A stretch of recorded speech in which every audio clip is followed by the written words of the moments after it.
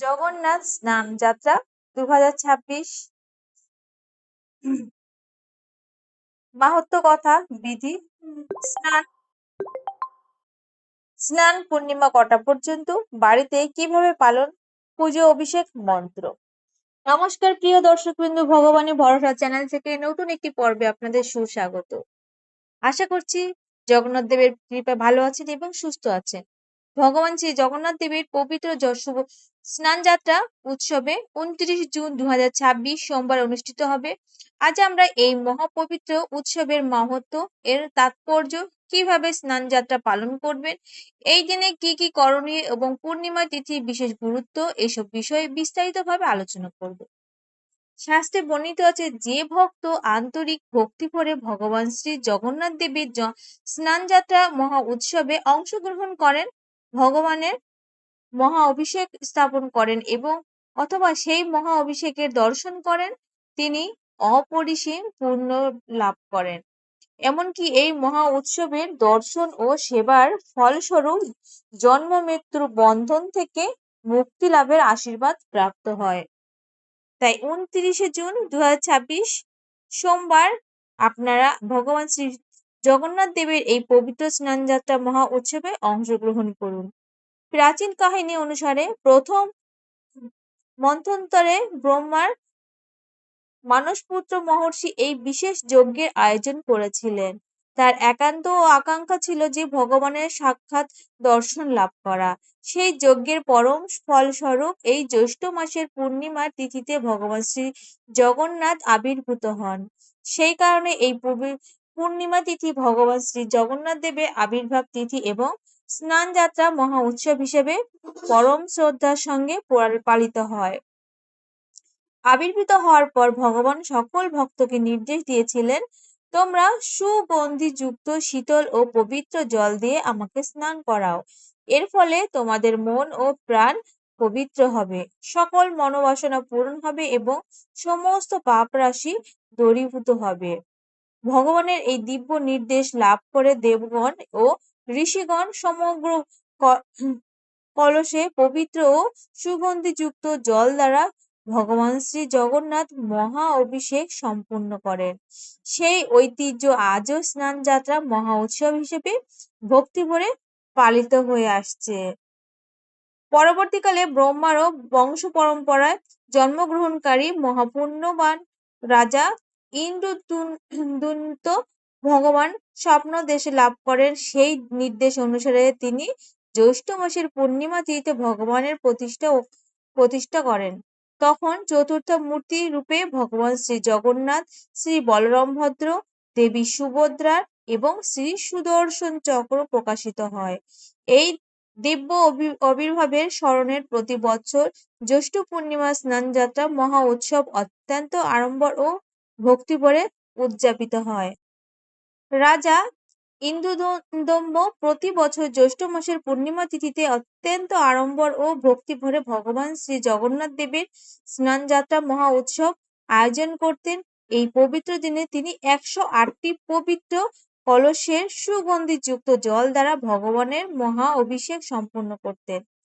শ্রীক্ষেত্র পুরীতেও তিনি জ্ঞান রোডের উপর একটি উঁচু স্নান বেদী নির্মাণ করেছিলেন, যা স্নান বেদী নামেও পরিচিত। সেখানে ভগবানকে রত্নবেদী থেকে এনে প্রতিষ্ঠিত করা হতো এবং 108টি কলসের পবিত্র জলধারায় মহা অভিষেক সম্পূর্ণ করা হতো। এই উঁচু স্নানবেদী নির্মাণের মূল উদ্দেশ্য ছিল যাতে লক্ষ লক্ষ ভক্ত সহজেই ভগবানের মহা অভিষেক দর্শন করে অশেষ পুণ্য লাভ করতে পারে। স্নান যাত্রার অন্যতম আকর্ষণ হলো পাহান্ডি বিজে। এই বিশেষ শোভাযাত্রার ভগবান শ্রী জগন্নাথ, শ্রী বলরামভদ্র, দেবী সুভদ্রা ও শ্রী সুদর্শনকে পাশে ধাপে ধাপে অত্যন্ত মনোমুগ্ধকর ভঙ্গিতে বাহকদের কাঁধে বহন করে মন্দির থেকে স্নান বেদিতে আনা হয়। এই অপূর্ব শোভাযাত্রায় ভগবান সকল ভক্তকে দর্শন দান করেন এবং তার অসীম করুণার সকলকে আশীর্বাদ করেন। এই দিব্য দর্শন লাভ করা ভক্তদের জীবনের এক বিরল সৌভাগ্য বলে বিবেচিত হয়। এবার আমি স্নানযাত্রা মহা উৎসবের বিশেষ আচার অনুষ্ঠানের প্রসঙ্গে কথা বলছি। শ্রীক্ষেত্র পুরীতে মন্দিরের দক্ষিণ দিকে অবস্থিত পবিত্র সুবর্ণকূপ স্বর্ণকূপ থেকে দৈতাপতিরা ভগবানের অভিষেকের জন্য জল সংগ্রহ করেন। প্রাচীনকাল থেকে দৈতাপতিরা ভগবান নীলমাধবের সেবক হিসেবে পরিচিত। সেই ঐতিহ্য অনুসারিত স্নান যাত্রার দিন তারা পুনরায় ভগবান শ্রী জগন্নাথের সেবার দায়িত্ব গ্রহণ করেন। গভীর শ্রদ্ধা ও নিষ্ঠার সঙ্গে মুগ্ধ বস্ত্র বেঁধে তারা পবিত্র জল সংগ্রহ করেন এবং সেই জলে চন্দন, অপূর্ব কর্পূর, হলুদ সহ বিভিন্ন সুগন্ধি দ্রব্য মিশিয়ে অভিষেকের উপযোগী করে তোলেন। এরপর ভগবানকে মণিমুক্ত খচিত অলঙ্কার, মনোরম বস্ত্র, পুষ্পমালা ও নানা পুষ্পপত্র দিয়ে সুশোভিত করা হয়। চামর ও তাল পাতার পাখা দিয়ে সেব করা ভগবানকে সেবা করেন। অভিষেকের সময় যাতে কোনো অসুবিধা বা অপরাধ না ঘটে সেই কারণে ভগবানের শ্রীঅঙ্গ পবিত্র বস্ত্র দিয়ে আচ্ছাদিত রাখা হয়। স্নান যাত্রার সময় মোট 108টি কলসের পবিত্র জল দিয়ে মহা অভিষেকের সম্পূর্ণ হয়। প্রচলিত রীতি অনুসারে ভগবান শ্রী জগন্নাথের 35টি কলস, শ্রী বলভদ্রকে 33টি কলস, দেবী সুভদ্রাকে 22টি কলস এবং শ্রী সুদর্শনকে 18টি কলসের পবিত্র জলে দ্বারা অভিষেক করা হয়। এই মহাদিব্য দৃশ্য দর্শনের জন্য লক্ষ লক্ষ ভক্ত সমবেত হন এবং ভগবানের কৃপা তাদের মানব জীবন ধন্য ও সার্থক হয়ে ওঠে। মহা অভিষেকের পর ভগবান এক অপূর্ব গজবেশ হাতির রূপ ধারণ করেন। এই বিশেষ বেশকে গজানন বা হাতি বেশও বলা হয়। শ্রী জগন্নাথ, শ্রী বলরামভদ্র ও দেবী সুভদ্রা এই দিব্য রূপে ভক্তদের দর্শন দেন। শাস্ত্র ও লোক প্রচলিত কাহিনী অনুসারে ভগবান তার মহান ভক্তের আন্তরিক প্রার্থনা পূরণের জন্য প্রতি বছর এই গজবেশে ধারণ করেন। এই লীলার স্মরণে আজও প্রতিটি জগন্নাথ মন্দির ও ইস্কন মন্দিরে অত্যন্ত আনন্দ ও ভক্তি ভরে গজবেদ উৎসব পালিত হয়। আপনারা এই পবিত্র দিনে নিকটবর্তী জগন্নাথ মন্দির অথবা ইস্কন মন্দিরে গিয়ে স্নান যাত্রা মহা উৎসবে অংশগ্রহণ করতে পারেন। অনেকেই জানতে চান যে জগন্নাথ যাত্রার দিনে উৎসব করা কি বাধ্যতামূলক? এর উত্তর হলো এই দিনে উপবাসের কোনো বাধ্যতামূলক নেই। কেউ যদি পূর্ণিমা ব্রত বা উপবাস পালন করেন তা সম্পূর্ণ আলাদা বিষয়। তবে ভগবান শ্রী জগন্নাথ মহাপ্রভু গ্রহণে বিশেষ সন্তুষ্ট হন, তাই এই দিনে ভক্তদের উচিত ভগবানের মহাপ্রসাদ ভক্তিভরে গ্রহণ করা এবং সর্বোত্তমভাবে ভগবানের সেবাতে নিজেকে নিয়োজিত করা। এই দিনে অবশ্যই নিরামিষ ও ভগবানের নিবেদিত প্রসাদ গ্রহণ করবেন। কোনো অবস্থাতেই আমিষ আহার বা তামসিক খাদ্য গ্রহণ করা উচিত নয়। ভগবানের জন্য বিভিন্ন প্রকারের অন্ন, শাক, সবজি, তরকারি, পিঠা, পুলি, পায়েস, নানা রকমের ভোগ প্রস্তুত করা নিবেদন করুন। এরপর সেই প্রসাদ পরিবারের সকল সদস্য ভক্তি ভরে গ্রহণ করুন।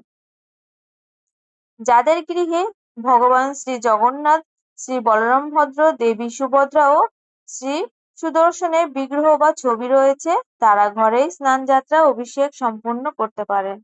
সকলে স্নান করে শুদ্ধ বস্ত্র পরিধান করুন এবং মধ্যাহ্নে একটি পরিষ্কার আসন বা বেদি প্রস্তুত করে সেখানে চন্দনের প্রলেপ দিন, তুলসী পাতা ও পুষ্প দিয়ে শোভিত করুন এবং ভগবানের বিগ্রহ বা ছবিতে প্রতিষ্ঠা করুন।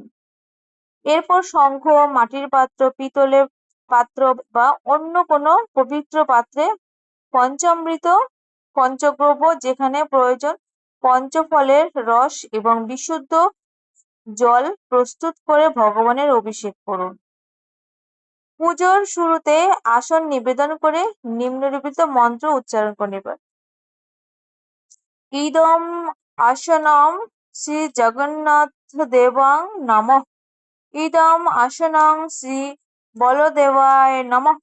ইদং আসনং শ্রী সুভদ্রাদ্বৈ নমঃ। ইদং আসনং শ্রী সুদর্শনায় নমঃ। এরপর স্বাগত জানিয়ে বলবেন সুস্বাগতম শ্রী জগন্নাথ দেবায় নমঃ। সুস্বাগতম শ্রী বলদেবায় নমঃ। সুস্বাগতম শ্রী সুভদ্রায় নমঃ। সুস্বাগতম শ্রী সুদর্শনায় নমঃ। এরপর ঘণ্টার ধ্বনি ও প্রণামের মাধ্যমে পুজো শুরু করুন। প্রথমে পাদ্য নিবেদন করুন। পাদ্য প্রস্তুত করতে বিশুদ্ধ জল, গঙ্গা জল, তুলসী পাতা ও পুষ্প ব্যবহার করুন। ইদং পদ্মায়ং শ্রী জগন্নাথ দেবায় নমঃ। এরপর অর্ঘ্য নিবেদন করুন। অর্ঘ্য প্রস্তুত করতে পুষ্প, জব, তিল, দূর্বা, আতপ চাল এবং গঙ্গা জল ব্যবহার করা হয়। ইদং অর্ঘ্যং শ্রী জগন্নাথ দেবায় নমঃ। তারপর আসমানি নিবেদন করুন। আসমানি প্রস্তুত করতে বিশুদ্ধ জলের সঙ্গে জায়ফল ও লবঙ্গ ব্যবহার করা যায়। ইদং আসমানিয়ং শ্রী জগন্নাথ দেবায় নমঃ। এরপর দুধ, দই, মধু, ঘি ও চিনি দ্বারা প্রস্তুত মধুপর্ক নিবেদন করে বলবেন ইদং মধুপর্কম শ্রী জগন্নাথ দেবায় নমঃ। মধুপর্ক নিবেদন পর পুনরায় আসমানে নিবেদন করে পুজোর পরবর্তী ধাপে প্রবেশ করুন। পাদ্য, অর্ঘ্য, আসমানীয় ও পুনরাচমন নিবেদন সম্পূর্ণ করার সেই জল নির্দিষ্ট বিচরণ পাত্রে অর্পণ করবেন। এরপর ভগবান শ্রী জগন্নাথ, শ্রী বলরাম ভদ্র, দেবী সুভদ্রা এবং শ্রী সুদর্শনের শ্রীচরণে তুলসী পত্র ও সুগন্ধি পুষ্প নিবেদন করবেন। তুলসী নিবেদনের সময় উচ্চারণ করবেন ইমানি চন্দন তুলসী পত্রানি শ্রী জগন্নাথ দেবায় নমঃ। পুষ্প নিবেদনের সময় উচ্চারণ করবেন ইমানি গন্ধ পুষ্পানি শ্রী জগন্নাথ দেবায় নিবেদামি নমঃ। এইভাবে শ্রী বলভদ্র, দেবী সুভদ্রা এবং শ্রী সুদর্শনেরও নাম উচ্চারণ করে প্রতিটি নিবেদন সম্পন্ন করবেন। এরপর মূল অভিষেক শুরু হবে। প্রথমে সুগন্ধি তেল ও কাঁচা হলুদ দ্বারা মর্দন করবেন। ইদং সুগন্ধিং তৈলং শ্রী জগন্নাথ দেবায় নমঃ। ইদং হরিদ্রদমনং শ্রী জগন্নাথ দেবায় নমঃ। এরপর পর্যায়ক্রমে পঞ্চগব্য, পঞ্চামৃত এবং বিভিন্ন পবিত্র দ্রব্য দ্বারা অভিষেক করবেন। প্রতিটি অভিষেকের সময় নিম্নোক্ত মন্ত্র উচ্চারণ করতে হবে এবং ইদং পঞ্চগব্য স্নানং শ্রী জগন্নাথ দেবায় নমঃ। ইদং দুগ্ধ স্নানং শ্রী জগন্নাথ দেবায় নমঃ। ইদং দধি স্নানং শ্রী জগন্নাথ দেবায় নমঃ। ইদং ঘৃত স্নানং শ্রী জগন্নাথ দেবায় নমঃ। ইদং মধু স্নানং শ্রী জগন্নাথ দেবায় নমঃ। ইদং শর্করা জল স্নানং শ্রী জগন্নাথ দেবায় নমঃ। ইদং ফল রস স্নানং শ্রী জগন্নাথ দেবায় নমঃ। ইদং উষ্ণ জল স্নান শ্রী জগন্নাথ দেবায় নমঃ। ইদং কেশর জল স্নানং শ্রী জগন্নাথ দেবায় নমঃ। একইভাবে শ্রী বলভদ্র, দেবী সুভদ্রা ও শ্রী সুদর্শনের নাম উচ্চারণ করে অভিষেক সম্পন্ন করবেন। অভিষেকের শেষে ভগবানের নতুন বস্ত্র ও অলঙ্কার নিবেদন করবেন। ইদং বস্ত্রনং শ্রী জগন্নাথ দেবায় নমঃ। ইদং আভরণং শ্রী জগন্নাথ দেবায় নমঃ। এরপর চন্দন, অগুরু ও অন্যান্য সুগন্ধি দ্রব্য নিবেদন করে বলবেন ইদং গন্ধ দ্রব্যং শ্রী জগন্নাথ দেবায় নমঃ। এরপর সুগন্ধি পুষ্প নিবেদন করবেন ইমানি গন্ধ পুষ্পানি শ্রী জগন্নাথ দেবায় নিবেদনানি নমঃ। এরপর ঘৃতের প্রদীপ দ্বারা মহা আরতি করবেন। আরতির সময় প্রদীপে দক্ষিণাবর্ত ঘড়ির কাঁটার দিকে ভগবানের শ্রীচরণে 4 বার, নাভি দেশে 2 বার এবং মুখমণ্ডলে 3 বার এবং সর্বাঙ্গে 7 বার প্রদক্ষিণ করিয়ে আরতি সম্পূর্ণ করবেন। আরতির পর ভগবানকে সামর্থ্য অনুযায়ী ভোগ নিবেদন করবেন। কেউ 16 প্রকার, কেউ 32 প্রকার, কেউ 36 প্রকার কিংবা ঐতিহ্যবাহী 56 ভোগ নিবেদন করতে পারেন। ভক্তি ও আন্তরিকভাবে এটাই প্রধান। এরপর প্রণাম ও স্তোত্র পাঠের মাধ্যমে পূজা ও অভিষেকের সম্পন্ন করুন। যদি সম্ভব হয় বাড়িতেও ভগবানকে গজবেশে সজ্জিত করুন। আর যদি তা না সম্ভব হয় তবে নিকটবর্তী জগন্নাথ মন্দিরে গিয়ে ভগবানের গজবেশে দর্শন করুন। স্নান যাত্রার পর ভগবানের প্রায় 15 দিন অনবরত কালে অবস্থান করেন। এই সময় ভগবানের অঙ্গরাগ ও পুনর্নবীকরণ করা হয় এবং সাধারণ ভক্তদের দর্শন বন্ধ থাকে। রথযাত্রার পূর্বদিন নেত্রোৎসব উপলক্ষে পুনরায় ভগবান সর্বধারণের দর্শন দান করেন। অনবসরকালে ভগবানের বিশেষ সেবার দায়িত্ব পালন করেন দৈতাপতিরা। তারা ভগবানের জন্য নানা প্রকারের ভেষজ, পাচন, ঔষধি ও মিষ্টান্ন প্রস্তুত করে নিবেদন করেন। কারণ স্নান যাত্রার মহা অভিষেকের পর ভগবানকে অসুস্থ ভাবা হয় এবং সেই অনুযায়ী তার সেবা করা হয়। যারা গৃহে পুজো করেন তারা এই সময় ভগবানকে সকাল, মধ্যাহ্ন, বিকাল ও সন্ধ্যায় নিয়মিত ভোগ নিবেদন করবেন এবং যত্ন সহকারে সেবা করবেন। শ্রী চৈতন্য মহাপ্রভুও অনবসরকালে ভগবানকে বিরহ সহ্য করতে না পেরে পুরী থেকে প্রায় 6 কিলোমিটার দূরে অবস্থিত আলারনাথ মন্দিরে গিয়ে ভগবান শ্রী বিষ্ণুর দর্শন করতেন। গভীর প্রেম ও বিরহের বেদনায় তিনি সেখানে অশ্রুসিক্ত হয়ে ভগবানের চরণে আত্মসমর্পণ করতেন। আজও সেই স্থানে মহাপ্রভুর লীলা স্মৃতি ভক্তদের হৃদয়কে ভক্তিরসে আপ্লুত করে। আপনারাও চাইলে গৃহে ভগবান শ্রী জগন্নাথ দেবের স্নান যাত্রায় অভিষেকের আয়োজন করতে পারেন অথবা সকালে নিকটবর্তী জগন্নাথ মন্দিরে গিয়ে মহা অভিষেক ও গজবেশে দর্শনের সৌভাগ্য অর্জন করতে পারেন। অভিষেক অংশগ্রহণের জন্য দুধ বা অন্যান্য নিবেদন প্লাস্টিকের বোতল নয় বরং মাটির পাত্র, ধাতুর পাত্র বা ডাবের মধ্যে নিয়ে যাওয়ার শ্রেয়। নারী পুরুষ নির্বিশেষে সকল ভক্তরাই ভক্তিভরে এই মহা উৎসব অংশগ্রহণ করতে পারে। ভগবান শ্রী জগন্নাথ দেবের মহা অভিষেক ও গজবেশ দর্শনের মাধ্যমে আমাদের মানব জীবন হোক ধন্য, পবিত্র ও সার্থক। জয় জগন্নাথ। যদি আজকের এই পবিত্র আলোচনা আপনাদের হৃদয় স্পর্শ করে থাকে তাহলে ভক্তিভরে একবার লিখুন জয় জগন্নাথ লিখে কমেন্ট করুন। আপনার একটি কমেন্ট অন্য ভক্তদের মধ্যে ভগবানের প্রতি ভক্তি জাগিয়ে তুলতে পারে। ভিডিওটি ভালো লেগে থাকলে অবশ্যই লাইক করুন।